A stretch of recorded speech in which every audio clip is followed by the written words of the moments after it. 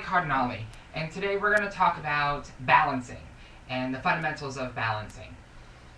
So I've already recorded this once today and it got deleted, so I will probably get through this quite a bit faster since I have practice. Alright, so the first thing when it comes to balancing is you want to make sure that the 8 parts of your body are stacked on top of themselves. That's over the center point. So your body is broken up into 8 sections of weight distribution or weight alignment. So that is 1 is your head, your neck is 2, your whole torso is 3. It is not broken up into separate sections. Your hips are 4, your leg is 5, calf is 6, and then your foot is divided into 2 sections. The arch of your foot to your heel, 7, and then the ball of your foot is 8. Now, when it comes to alignment, the first problem with balancing is you want to look at the foot. Most people miss that part and they're looking at the bigger part of the body, the torso and the hips. But look at the foot first because that might fix the problem. Now, many dancers in competition-style dance and some contemporary forms are taught to turn, from a low heel. I will go into why that works in a minute. But classical ballet and classical dance forms, classical jazz, classical dance forms do not teach us to turn or balance like that. And that's because it makes it a little more complicated and more room for error. So you want to get the arch of your foot, part 7, over the ball of your foot, part 8. So if you don't have that flexibility and strength, that is going to be your first trick, is to make sure that you get that over the top of your foot. Just like that. Alright, so that's the first part. If your arch is just here, you're going to have a few more problems. Now, it doesn't mean that you can't balance. You certainly can. So let's go back to competition turns. The reason why that works is weight distribution. So, if you have a seesaw and you have your triangle, if you have a small seesaw, even if it's very, very heavy, if you have a small seesaw over that center point, you're going to have an easier time finding where the center is because it's smaller, it's closer to the point of balance. The further out you go, the more room for error there is. And that center point becomes a lot more tedious to find. Your body is the same way. So if you don't have all these parts lined up over that center point, that point of balance, which on me at this point is the ball of my foot, you have to distribute it. So if everything is just on top of this one point, like this one point, it's easy to distribute.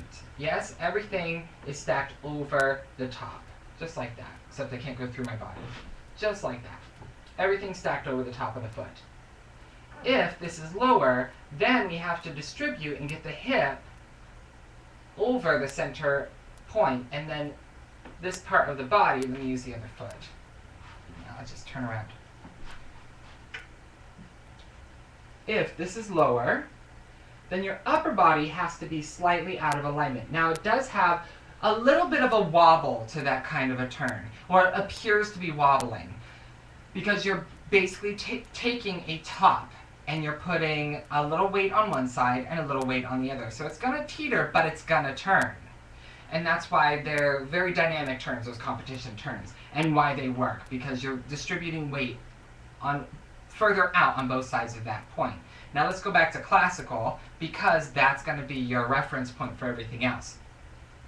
So your first hint is your foot. Your second hint is your head. Now, as Americans, we have a tendency to stick our neck out when we stand. And that's because when we are at school-age kids, we had backpacks. And those backpacks are very, very heavy, if you remember. So with that, if you're wearing a backpack with a lot of weight, in order to not just fall over, if everything's in alignment, you're just going to topple over backwards. So your body has to compensate. Your head weighs about 8 pounds. So your head is going to naturally jut forward in order to compensate for the weight of your backpack. This becomes an American posture with the neck forward. Then when we lose the backpack, in order not to fall, if everything's in alignment and the neck is forward, you're going to fall forward. Now you can compensate, and the way we compensate is to tilt our hips back. That gives a lot of Americans sway back and back problems and neck problems with the neck forward. So again, we're over our center, but we're evening it out by sticking the head forward and the bottom back, evening out this weight over our center. When it comes to dance, can we turn like this? Absolutely, but again, you have more room for error. So you're gonna want to make sure that you get your ear over your neck, over your shoulders, over your hips, hips over leg, knee over heel, heel over toe, in order to get the 7 parts, the 8 parts over that last piece. So with that said, if we look at the body in this direction, up, over, you can see from my ear to my heel, it's a straight line. I didn't need to look in the mirror to make sure. It's a straight line. And I can balance. Now, the next part that people forget is this part of the body, your alignment when it comes to this angle. So we look at this way, your vertical. Now we need to look at horizontal, and that has to do with your hip distribution. Many girls in ballet forget that when it comes to a partner, the men prefer to have their hands even, so your hips need to be even. Now, based on the School of Ballet, that's going to change slightly. But let's just talk about physics first. So again, we have that get it center over the part of the body. Now, if our hip is up and we try to balance, we have to overcompensate with our shoulders. So we're turning like this. Now, it's much easier to make a straight line. We have to balance like this to get that hip up. It's much easier to even the hips out, and that way the shoulders are directly over the hips. We don't have to curve to balance. So some of you girls, if you look in the mirror when you're at the bar, look in the mirror and see if your standing hip is higher on a horizontal line than your standing hip. Your working hip is higher than your standing hip. If they're even, which you might think is sitting into that hip, you're gonna find out that this hip is now over your balance point. It's fantastic. And your upper body is evenly distributed. It's much, much easier to balance that way.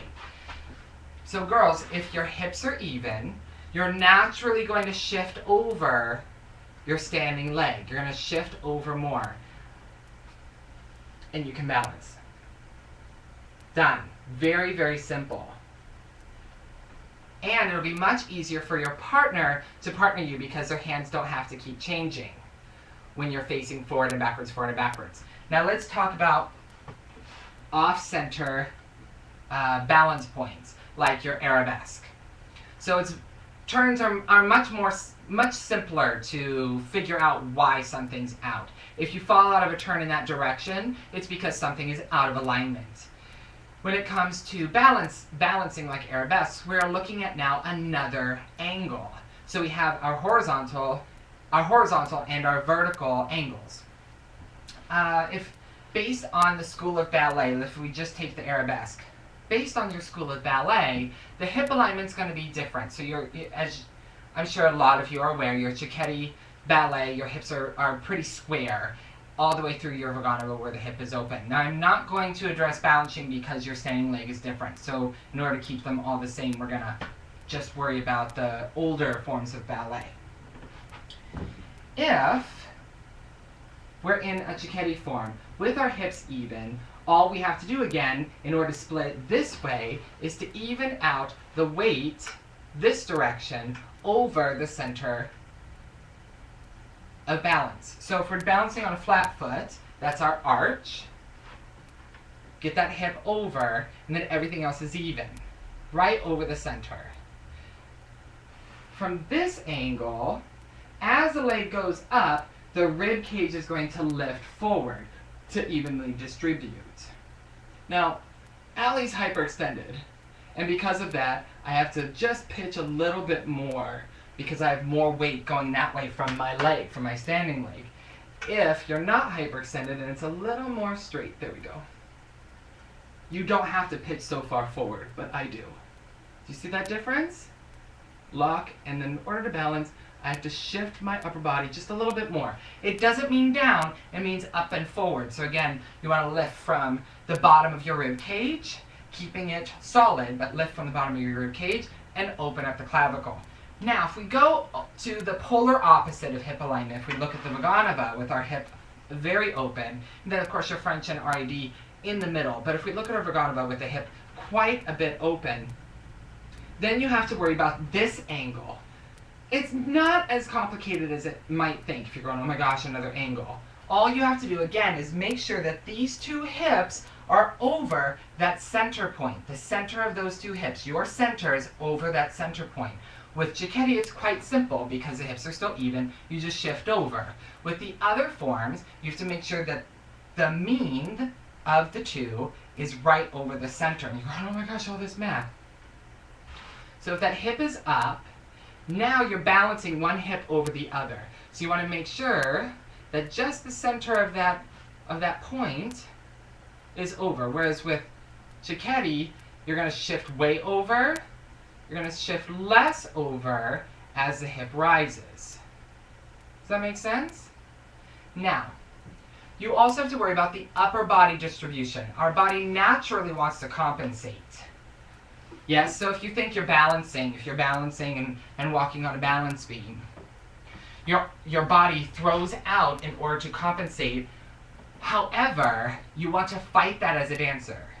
Instead of compensating, you want to pull everything in closer to center, not further away. Further away makes more room for error. Pull it closer to center against your natural reaction. So if something pulls out, we automatically reach the other direction. It's just how our bodies work. Our bodies work in opposition.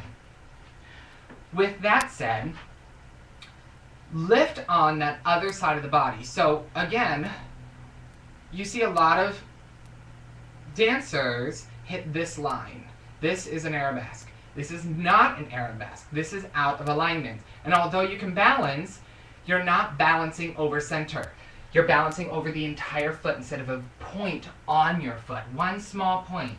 You have a bigger area that you're covering and all this room for error. When you go to turn or you go to balance on point, you're not going to be able to balance because your area got smaller and you're not training your body on a small point.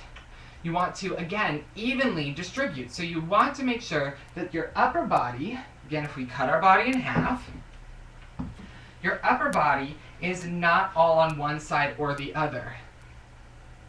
This is going to create a problem. You have dancers like this. This is going to create a problem. Lift up on that upper body so it's over center. Hip up. I'm a Cicchetti dancer, so I don't like the hip up.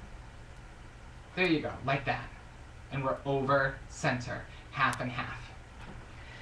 Now, let's talk about gender very quickly. Women, their center of balance is going to shift throughout your entire life. And I'm just sorry to tell you that that's what the world gives you. So some women do have an easier time with balance, but you're going to wake up one day and your balance is going to be slightly off. Your center is shifted. This happens through your entire life. And again, it has to do with weight distribution. That includes water weight, hormonal weight, where your body fluctuates and adds fat or takes away fat based on hormones. And it can be very, very slight, but that very, very slight is going to be enough to put on one side or the other of your center. And this can change within a month. It could also go fine and fine and fine for years and then change. It could change from week to week. So ladies, be aware that your center may shift and you may have to continue to reevaluate where your center is. And again, your center is how much weight is on each side of the balance point. That is what center means. Generally, we're talking about just above the hip area. That's our center. That's our area of half weight and half weight. However, this shifts, again, based on where you are in your life today. Men, however, lucky men, do not have this problem. When men hit about 25, their center is going to stick for the rest of their life.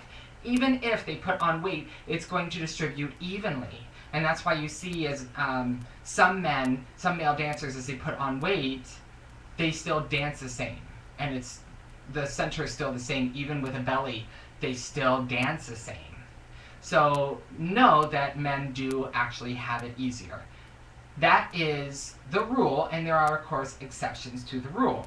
There are exceptions. Some men do have a problem with balance and their center does shift. And of course, some women just luck out and they distribute weight evenly throughout their life.